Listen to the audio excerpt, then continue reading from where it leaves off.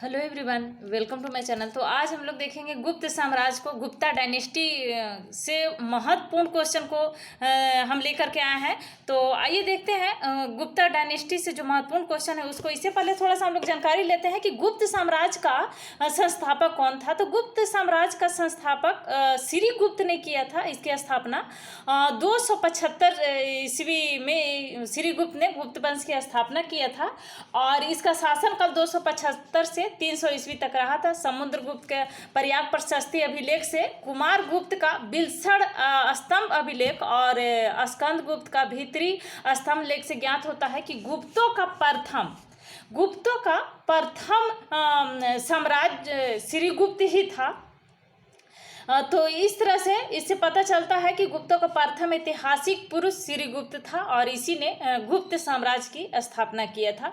चीनी यात्री इत्सिंग जो 671 से 695 ईस्वी तक यहाँ भ्रमण किया था, भारत में आया था। तो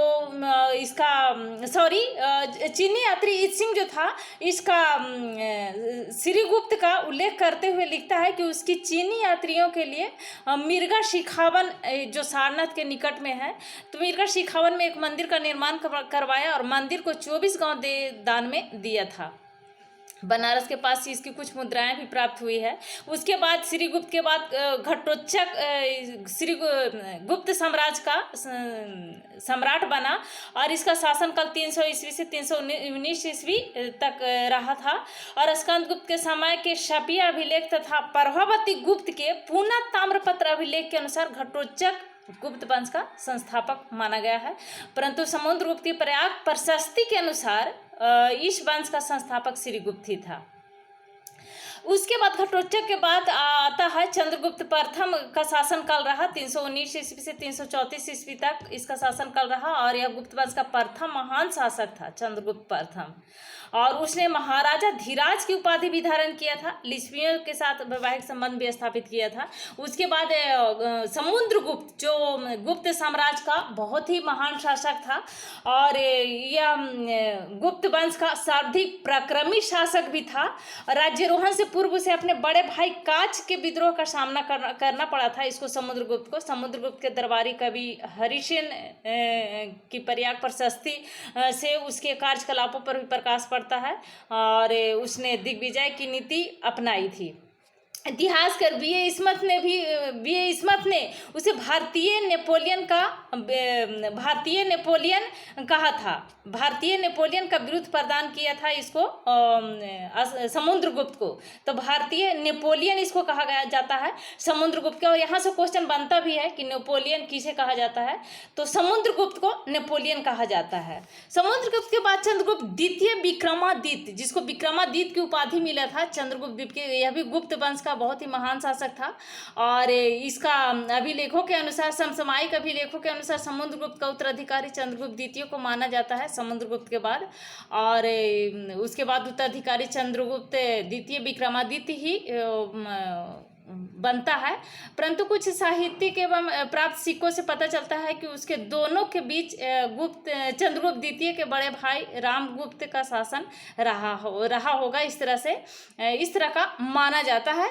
लेकिन प्रमुख रूप से समुद्रगुप्त के बाद इसी का उल्लेख मिलता है, चंद्रगुप्त द्वितीय विक्रमादित्य ही गुप्त वंश का शासक बनता है। उसके बाद कुमार गुप्त प्रथम बहुत ही गुप्त वंश का, यह भी बहुत ही पराक्रमी शासक था। चंद्रगुप्त के पश्चात कुमार गुप्त ही उत्तराधिकारी बना और कुमार गुप्त को नालंदा विश्वविद्यालय का संस्थापक भी माना जाता है। नालंदा विश्वविद्यालय का संस्थापक, यहाँ से क्वेश्चन बनता है कि नालंदा विश्वविद्यालय के संस्थापक कौन था, तो कुमार गुप्त। यहाँ से क्वेश्चन हमेशा बनता है। तो गुप्त शासकों में सर्वाधिक अभिलेख कुमार गुप्त के मिले हैं। इसके सिक्के पर मयूर की आकृति है। कुमार गुप्त के समय का जो सिक्का है उसमें मयूर की आकृति मिला है। कुमार गुप्त के सिक्कों से पता चलता है कि उसने अश्वमेध यज्ञ किया था। कुमार गुप्त के सिक्का से इस बात का पता चलता है। और इसका अभिलेख है बिलसड़ अभिलेख कुमारगुप्त में बिलसड़ अभिलेख में कुमारगुप्त को चारों समुद्रों का विजेता भी कहा गया है, चारों समुद्रों का विजेता। उसके बाद कुमारगुप्त प्रथम के बाद स्कंदगुप्त का शासनकाल रहा था 455 से 467 के बीच इसका शासनकाल रहा था स्कंदगुप्त का। और इसी के शासनकाल में हुनों का आक्रमण बहुत ज़्यादा बढ़ गया था, लेकिन इसने हुनों पर अपनी विजय भी प्राप्त कर लिया था। स्कंदगुप्त ने रोकने में सफल रहा था, हुनों को आक्रमण को रोकने में सफल रहा था। मलेच्छों पर स्कंदगुप्त की सफलता का गुणगान जूनागढ़ के अभिलेख, तो स्कंदगुप्त का जूनागढ़ अभिलेख से यह पता चलता है कि उस समय स्कंदगुप्त के शासनकाल के समय हुनों का आक्रमण हुआ था और स्कंदगुप्त इसको दबाने में भी कामयाब हुआ था। तो आइए देखते हैं गुप्ता डायनेस्टी से जो महत्वपूर्ण क्वेश्चन है उसको। तो इसमें से पहला क्वेश्चन है, चौथी शताब्दी के मध्य देश में किस नए वंश के शासन का उदय हुआ था? तो गुप्त वंश का उदय हुआ था चौथी शताब्दी में मगध देश में।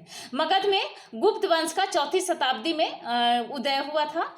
नेक्स्ट क्वेश्चन है, गुप्त वंश का संस्थापक कौन था? तो गुप्त वंश का संस्थापक श्रीगुप्त था। गुप्त वंश का संस्थापक, और इसका शासनकाल कहीं कहीं इसका शासनकाल 275 भी दिया रहता है, तो 240 से 280 तक रहा था इसका शासनकाल। 275 से 300 ईस्वी तक भी इसको कहीं कहीं शासनकाल का वर्णन मिलता है गुप्त वंश का।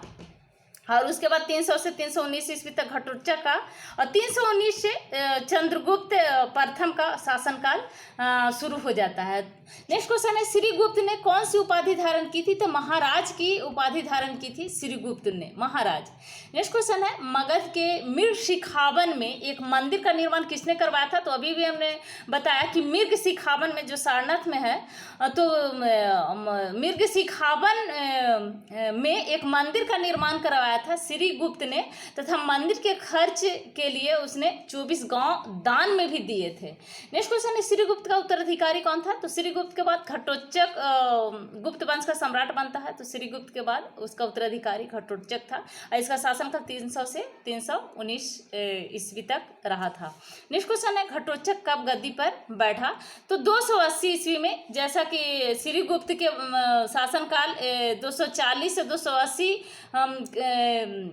था, तो 280 श्रीगुप्त के बाद 280 ईस्वी में इसका घटोत्कच गद्दी पर बैठा था। लेकिन कहीं कहीं इसमें क्वेश्चन दिया रहता है 300 ईस्वी में यह घटोत्कच गद्दी पर बैठा था। तो ऑप्शन देख करके वहाँ पर अगर इस तरह का क्वेश्चन आए तो ऑप्शन देख करके आंसर वहाँ पर देने में अच्छा रहता है। नेक्स्ट क्वेश्चन है, घटोत्कच कब तक शासन किया था? तो घटोत्कच 320 ईस्वी तक शासन किया था। 320, कहीं कहीं 319 भी दिया रहता है, तो क्योंकि 319 से चंद्रगुप्त प्रथम का शासनकाल आता है, तो 319 भी दिया हुआ रह सकता है। नेक्स्ट क्वेश्चन है, गुप्त वंश का प्रथम महान सम्राट कौन था? तो गुप्त वंश का प्रथम महान सम्राट था चंद्रगुप्त प्रथम। नेक्स्ट क्वेश्चन है, चंद्रगुप्त प्रथम कब गद्दी पर बैठा? तो 320 ईस्वी में गद्दी पर बैठा। 19 भी हो सकता है, 319-20 चंद्रगुप्त प्रथम गद्दी पर बैठा था। नेक्स्ट क्वेश्चन है, महाराजा धीराज की उपाधि किसने धारण की थी? तो चंद्रगुप्त प्रथम ने महाराजा धीराज की उपाधि धारण की थी, चंद्रगुप्त प्रथम। नेक्स्ट क्वेश्चन है, चंद्रगुप्त प्रथम ने किस वंश की राजकुमारी से विवाह किया था? तो चंद्रगुप्त प्रथम ने लिच्छवी की राजकुमारी से विवाह किया था। राइट आंसर हो जाएगा लिच्छवी। नेक्स्ट क्वेश्चन, गुप्त संवत का प्रारंभ किसने किया था? तो चंद्रगुप्त प्रथम ने गुप्त संवत का शुरुआत किया था 319 ईस्वी में। तो 320-19 कहीं भी दिया रहता है। गुप्त का चंद्रगुप्त का प्रथम का शासन का, तो चंद्रगुप्त प्रथम ने ही गुप्त संवत का प्रारंभ किया था 319 ईस्वी में। नेक्स्ट क्वेश्चन, चंद्रगुप्त प्रथम का उत्तराधिकारी कौन था? तो समुद्रगुप्त था चंद्रगुप्त प्रथम का उत्तराधिकारी। नेक्स्ट क्वेश्चन है समुद्रगुप्त कब गद्दी पर बैठा था? तो 335 ईस्वी में समुद्रगुप्त ने गद्दी पर बैठा था। नेक्स्ट क्वेश्चन है भारतीय इतिहास में गुप्त काल को इसकी सांस्कृतिक उपलब्धियों के कारण क्या नाम दिया जाता है? भारतीय इतिहास में गुप्त काल को इसकी संस्कृति उपलब्धि के कारण क्या नाम दिया गया? तो स्वर्ण युग, क्योंकि गुप्त काल में बहुत ही संस्कृतियों का उपलब्धि था और इसीलिए इसको स्वर्ण युग कहा गया है गुप्त काल को। नेक्स्ट क्वेश्चन है समुद्रगुप्त का दरबारी कवि कौन था? तो हरिसेन था समुद्रगुप्त का दरबारी कवि। हरिसेन समुद्रगुप्त का दरबारी कवि था और इसे हरिसेन का प्रयाग प्रशस्ति से उसके कार्यकलाप का भी प्रकाश पड़ता है, उसके जानकारी मिलता है। नेक्स्ट क्वेश्चन है समुद्रगुप्त अश्वमेध यज्ञ कब किया था? 360 ईस्वी में अश्वमेध यज्ञ किया था समुद्रगुप्त अश्वमेध यज्ञ। नेक्स्ट क्वेश्चन भारत का नेपोलियन किसे कहा जाता है? तो समुद्रगुप्त को भारत का नेपोलियन कहा जाता है। भारत का नेपोलियन किसको कहा जाता है? समुद्रगुप्त को। किसने कहा था? तो B.A. इस्मत ने कहा था, इतिहासकार था एक B.A. इस्मत। तो B.A. इस्मत ने ही समुद्रगुप्त को भारत का नेपोलियन कहा था। भारत के नेपोलियन का उपाधि दिया था समुद्रगुप्त को B.A. इस्मत। नेक्स्ट क्वेश्चन है गुप्त वंश का कौन सा शासक वीणा वादक था? तो समुद्रगुप्त था, वीणा वादक था। बहुत ही महत्वपूर्ण क्वेश्चन है, गुप्त वंश का कौन सा शासक वीणा वादक था? तो समुद्रगुप्त था, वीणा वादक। नेक्स्ट क्वेश्चन इलाहाबाद प्रशस्ति लेख की रचना किसने की थी? तो हरिसेन ने की थी इलाहाबाद प्रशस्ति लेख की रचना। हरिसेन समुद्रगुप्त के दरबारी कवि था। नेक्स्ट क्वेश्चन समुद्रगुप्त ने कौन सी उपाधि धारण की थी? तो अश्वमेध हर्ता की उपाधि धारण की थी समुद्रगुप्त ने। नेक्स्ट क्वेश्चन है समुद्रगुप्त ने कितने शासकों को पराजित किया? तो समुद्रगुप्त ने आर्यावर्त के 9 शासक को पराजित किया था और दक्षिणावर्त के 12 शासकों को पराजित किया था। नेक्स्ट क्वेश्चन है गुप्त साम्राज्य का सबसे बड़ा पदाधिकारी कौन था? तो कुमार गुप्त था गुप्त साम्राज्य का सबसे बड़ा पदाधिकारी, कुमार गुप्त। और नालंदा विश्वविद्यालय के संस्थापक भी इसी को माना जाता है। तो नालंदा विश्वविद्यालय की स्थापना भी इसी ने किया था, कुमारगुप्त ने, इसी के शासनकाल में हुआ था। कुमारगुप्त के शासनकाल में इसी ने करवाया था। नेक्स्ट क्वेश्चन है मंदिर बनाने की कला का जन्म किस काल में हुआ था? तो गुप्त काल में मंदिर बनाने वाली कला का जन्म हुआ था। बहुत सारे कला का जन्म गुप्त काल में ही हुआ था, इसलिए इस काल को स्वर्ण युग कहा जाता है। गुप्त काल को स्वर्ण युग कहा जाता है। नेक्स्ट क्वेश्चन है गुप्तकालीन मंदिर निर्माण कला का सर्वोत्तम उदाहरण क्या है? तो देवगढ़ का दशावतार मंदिर इसका सबसे उत्तम उदाहरण है। नेक्स्ट क्वेश्चन है समुद्रगुप्त किसका उपासक था? तो समुद्रगुप्त विष्णु का उपासक था, विष्णु का उपासक था समुद्रगुप्त। और समुद्रगुप्त वीणा भी बजाता था। नेक्स्ट क्वेश्चन है गुप्त काल में पुलिस विभाग के प्रमुख को क्या कहा जाता था? तो दंडपाशी कहा जाता था गुप्त काल के पुलिस विभाग के प्रमुख को। नेक्स्ट क्वेश्चन है गुप्तकालीन स्वर्ण मुद्राओं को अभिलेख में क्या कहा गया है? तो गुप्तकालीन स्वर्ण मुद्राओं को अभिलेख में दिनार कहा गया है, दिनार। नेक्स्ट क्वेश्चन है गुप्तकालीन भारत का सबसे बड़ा बंदरगाह कौन था? तो पूर्वी तट पर ताम्रलिप्ति एवं पश्चिमी तट पर भड़ौच था गुप्त काल का सबसे बड़ा बंदरगाह, ताम्रलिप्ति और भड़ौच। नेक्स्ट क्वेश्चन है समुद्रगुप्त ने कितने प्रकार के स्वर्ण मुद्रा जारी किए थे? तो 6 प्रकार के स्वर्ण मुद्रा को जारी किया था समुद्रगुप्त ने। गरुड़, धनुधर, परशु, अश्वमेध, व्याघ्रहर्ता और वीणासरण। नेक्स्ट क्वेश्चन है समुद्रगुप्त की कौन सी मुद्रा सर्वाधिक लोकप्रिय थी? तो गरुड़ थी समुद्रगुप्त की सर्वाधिक लोकप्रिय मुद्रा। नेक्स्ट क्वेश्चन है गुप्त काल में उच्च शिक्षा का महत्वपूर्ण केंद्र कौन था? तो नालंदा था गुप्त काल में उच्च शिक्षा का महत्वपूर्ण केंद्र नालंदा। नालंदा विश्वविद्यालय की स्थापना संस्थापक माना जाता है कुमार गुप्त को, क्योंकि कुमार गुप्त के शासनकाल में ही नालंदा विश्वविद्यालय की स्थापना हुआ था। नेक्स्ट क्वेश्चन है गुप्तकालीन चित्रकला की उत्कृष्टता का प्रमाण कहाँ विद्वान है? तो अजंता की गुफा है इसमें गुप्तकालीन चित्रकला की उत्कृष्टता का प्रमाण है। नेक्स्ट क्वेश्चन है चंद्रगुप्त द्वितीय कब गद्दी पर बैठा था? तो 380 ईस्वी में चंद्रगुप्त द्वितीय ने अपने बड़े भाई रामगुप्त की हत्या करके तथा उसकी पत्नी ध्रुव देवी से विवाह किया था। नेक्स्ट क्वेश्चन है चंद्रगुप्त द्वितीय के माता का नाम क्या था? तो दत्त देवी था चंद्रगुप्त द्वितीय के माता का नाम, दत्त देवी। नेक्स्ट क्वेश्चन चंद्रगुप्त विक्रमादित्य के शासनकाल में कौन सा चीनी यात्री भारत आया था? बहुत ही महत्वपूर्ण क्वेश्चन। तो फाह्यान आया था चंद्रगुप्त विक्रमादित्य के शासनकाल में भारत आया था चीनी यात्री फाह्यान। बहुत ही महत्वपूर्ण क्वेश्चन, इसको हमेशा एग्जाम में पूछा जाता है और पूछा भी गया है प्राथमिक शिक्षक नियुक्ति परीक्षा में 97 में, हजारीबाग में भी पूछा गया है एग्जाम में। नेक्स्ट क्वेश्चन है फाहान का क्या अर्थ होता है? तो धर्म का आचार्य होता है फाहान का मतलब। फाहान का मतलब होता है धर्म का आचार्य। तो फाहान आया था चीनी यात्री चंद्रगुप्त विक्रमादित्य के शासनकाल में। नेक्स्ट क्वेश्चन है चंद्रगुप्त विक्रमादित्य के दरबार के नवरत्न कौन कौन थे? तो कालिदास थे, आर्यभट्ट थे, बराह मिहिर थे, ब्रह्मगुप्त थे और धन्वंतरी और गणिताचार्य थे। नेक्स्ट क्वेश्चन चंद्रगुप्त द्वितीय किस नाम से प्रसिद्ध हुआ? तो चंद्रगुप्त द्वितीय विक्रमादित्य के नाम से प्रसिद्ध हुआ था, विक्रमादित्य। नेक्स्ट क्वेश्चन है शकारी की उपाधि किसने धारण की थी? तो चंद्रगुप्त विक्रमादित्य ने शकारी की उपाधि धारण की थी। नेक्स्ट क्वेश्चन है गुप्तकालीन आर्युवेदाचार्य कौन थे? तो धन्वंतरी थे गुप्तकालीन आर्युवेदाचार्य। नेक्स्ट क्वेश्चन है चंद्रगुप्त द्वितीय के शासन काल में संस्कृत भाषा का कौन सा कवि सबसे प्रसिद्ध था? चंद्रगुप्त द्वितीय के शासन काल में संस्कृत भाषा का कौन सा कवि सबसे प्रसिद्ध था? तो ये कालिदास थे। कालिदास चंद्रगुप्त द्वितीय के शासनकाल में संस्कृत भाषा का महान कवि थे, प्रसिद्ध कवि थे। नेक्स्ट क्वेश्चन है संस्कृत साहित्य का प्रसिद्ध कहानी ग्रंथ कौन सा है? तो पंचतंत्र है, जिसको विष्णु शर्मा ने लिखा है पंचतंत्र को।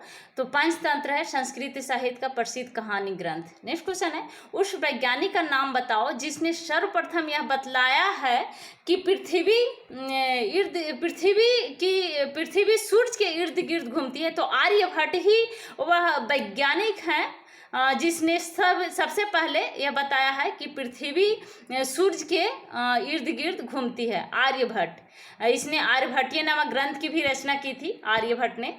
नेक्स्ट क्वेश्चन है बराह मिहिर कौन था? तो वनस्पति विज्ञान और भूगोल का विद्वान था बराह मिहिर।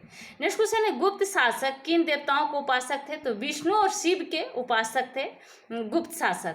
नेक्स्ट क्वेश्चन है गुप्त काल में राजा की आय का प्रमुख साधन क्या था? तो भूमि कर था उस समय राजा की आय का प्रमुख साधन। नेक्स्ट क्वेश्चन है गुप्त राजाओं ने कितने वर्षों तक राज्य किया? तो 200 वर्षों तक गुप्त राजाओं ने राज्य किया था। नेक्स्ट क्वेश्चन है चंद्रगुप्त द्वितीय के शासन काल में जिले और प्रांतों को क्या कहा जाता था? तो चंद्रगुप्त द्वितीय के शासन काल में जिले को विषय और प्रांत को मक्ति या देश कहा जाता था।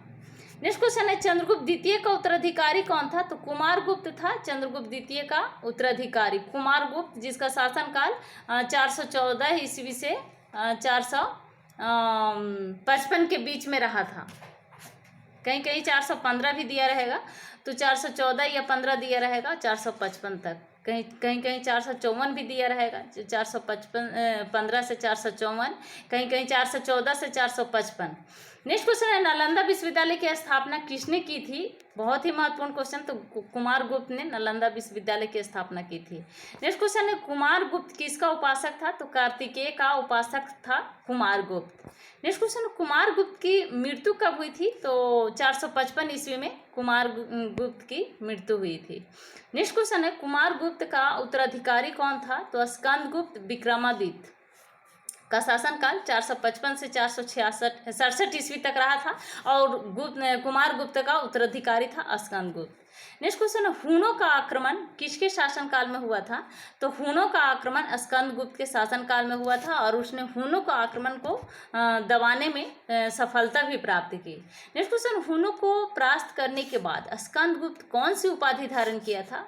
तो क्रमादित्य अथवा विक्रमादित्य की उपाधि धारण किया था हुनों को परास्त करने के बाद स्कंदगुप्त ने। नेक्स्ट क्वेश्चन है, श्री विक्रम की उपाधि किसने धारण की थी? तो श्री विक्रम की उपाधि पुरुगुप्त ने धारण की थी।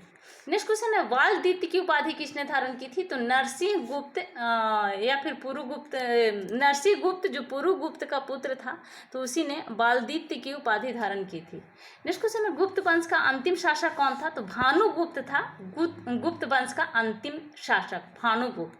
किस आक्रमण के कारण गुप्त वंश का पतन हो गया? तो हूण नेता तोरमान के आक्रमण के कारण गुप्त वंश का पतन हो गया था। नेक्स्ट क्वेश्चन है, गुप्त काल में किस धर्म की उन्नति हुई थी? तो हिंदू धर्म की उन्नति हुई थी।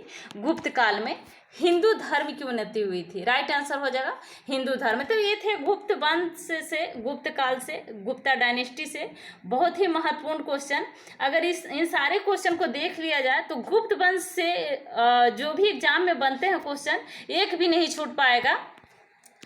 बहुत ही महत्वपूर्ण क्वेश्चन था। तो अगर अभी तक आपने सब्सक्राइब नहीं किया है तो प्लीज़ सब्सक्राइब करें, लाइक करें एंड साथ में शेयर भी करें। Thank you.